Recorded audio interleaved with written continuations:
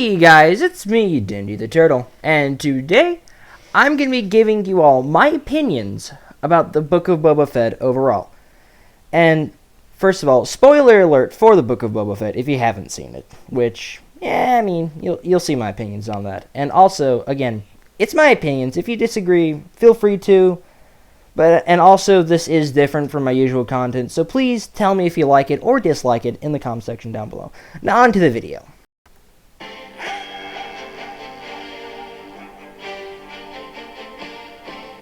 And now, we move on to Episode 1.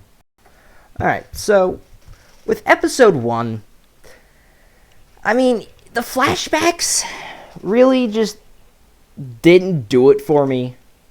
Like, I feel like they spent a lot of time, in fact, too much time, with the Tuskens, which was kind of interesting, but when you just seen Boba Fett, the most feared bounty hunter, well, one of the most feared bounty hunters in the galaxy, getting beat up, it kind of has like a bad part on it. And when in like the first episode, it only devotes, I should say, 15 minutes to the like present day. It just didn't do it for me. But I will say, I really did like the first, or like one of the first shots with Boba Fett just reaching out of the Sarlacc pit with his glove. I like that reference to Patton Oswalt's filibuster in Parks and Rec, which if you know, you know. If you don't, watch Parks and Rec.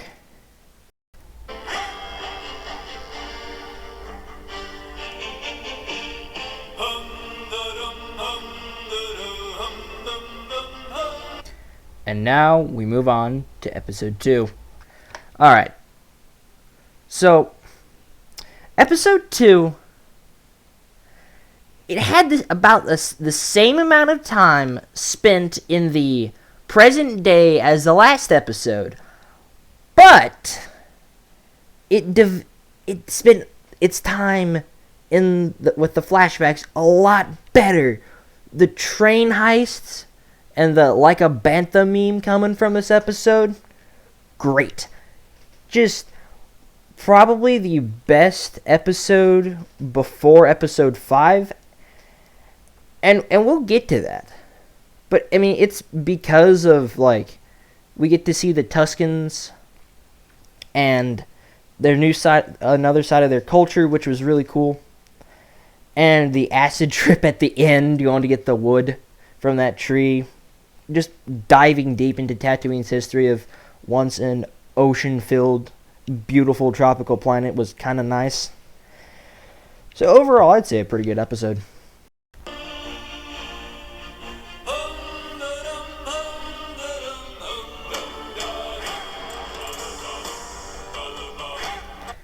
And now we move on to Episode 3.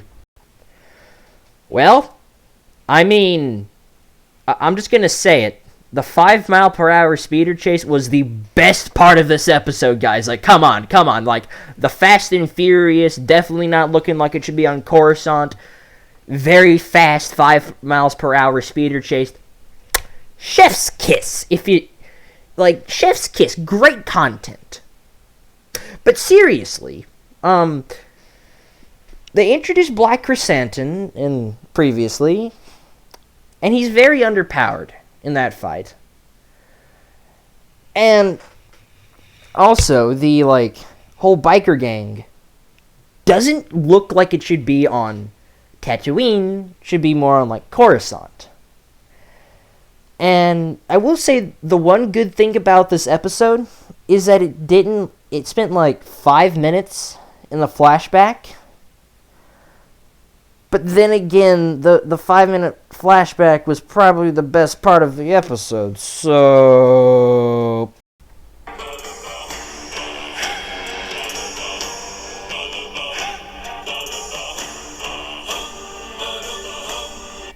And now we move on to Episode 4. Alright, yeah, I enjoyed this episode. It's pretty mid. We get to see Boba going, what we expected him to be, just murdering that biker gang with the Slave One. It was pretty good. The him teaming up with Fennec Shan, like seeing how that partnership came into being. Also, I liked that. It wasn't necessary, but it really wouldn't have been like that bad in my opinion if it was cut. But it's kind of cool to see that they did, that they like showed it. So yeah, that's pretty cool.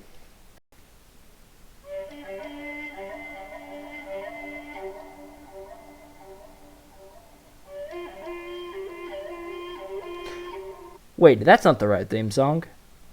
We're on Book of Boba Fett episode 5, not Mandalorian season 3 episode 1. Right, so episode 5. We have to first talk about the ending of episode 4 with the whole, like, Mandalorian flute, like, tease kind of at the end. And I got hyped for that. For, like, this episode, when I first saw episode 4. I know it's a little confusing, but let me tell you, this episode pays off that hype in spades. We open at, like, a meat factory, and then we just see Mando just slaughter fools with the Darksaber. And it's not your father's Star Wars. It is graphic. But it's all the more better, in my opinion, because it shows how Mando, without Grogu, is just feeling lost. And then because he had adopted Grogu as part of his family, then when he goes and finds his other family, just to get abandoned by them, because he broke the creed, and that very awesome fight with Paz Vizsla, which all leads him to Tatooine with Peli, who I would say is probably one of my favorite characters introduced. And we get an N1 Starfighter as Mando's new ship, with just an awesome homage to the prequels, with him flying through Beggar's Canyon. This episode actually is the chef's kiss episode, in my opinion.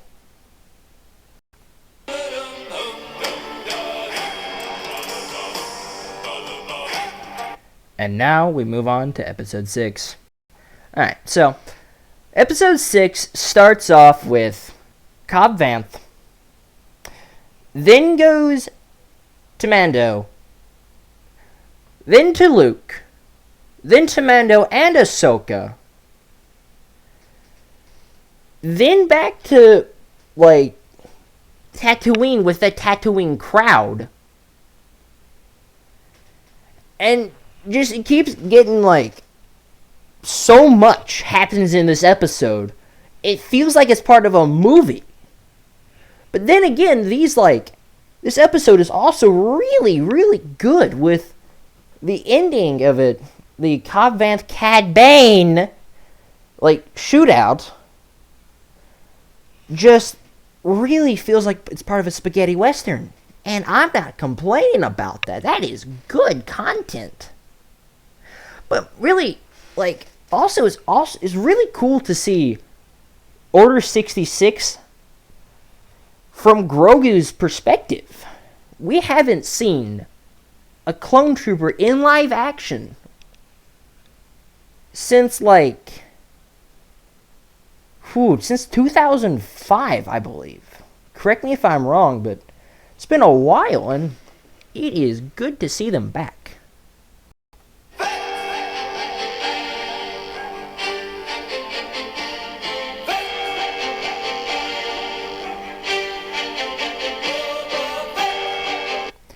And now, the finale. Okay. Now, here's where my opinion may be scrutinized by y'all. This episode just doesn't do it for me. It really just has some good parts with, like, the Cad Bane, Boba, part 2 of the spaghetti western draw, and the first part when Cad Bane almost gets Boba to engage with him, then at the end, after Cad Bane fends off the Rancor and Boba kills him with the gaffy stick, I like that.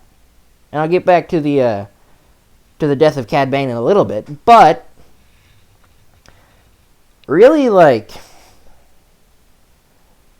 it just ended once the Rancor was put to sleep, and like Fennec just we'll say Fennec's assassinations of the whole Pikes like crime gang hideout. That was brutal. That was honestly kind of cool. But it just ended. It felt like there was a little bit more. It felt like there was at least another hour of content that was cut. And to see this whole series ended with a joke just didn't sit well with me. But now on to the Cad Bane like death and that whole battle. Okay, I was expecting to be sort of like quick draw from that scrapped episode of the Clone Wars. But then watching some other people break it down and watching that whole like clip over again, I realized, hey, wait a minute. That actually happened. Boba still has the dent. Cad Bane has this little like metal strap on where Boba shot him. That happened. And which that kind of adds a little bit to this whole shootout, this whole like spaghetti western thing. Because it's round 2.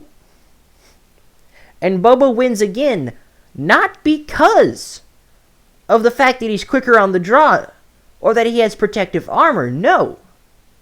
Because of the fact that because of all of episode 2's development for him pays off with him killing Cad Bane with the gaffy stick. Now that was pretty cool. And also Boba riding on the back of the Rancor. Yeah, that was also pretty fun. But overall, it just kind of fell flat for me. Hey, but at least Cobb Vanth's still alive. And that's always good.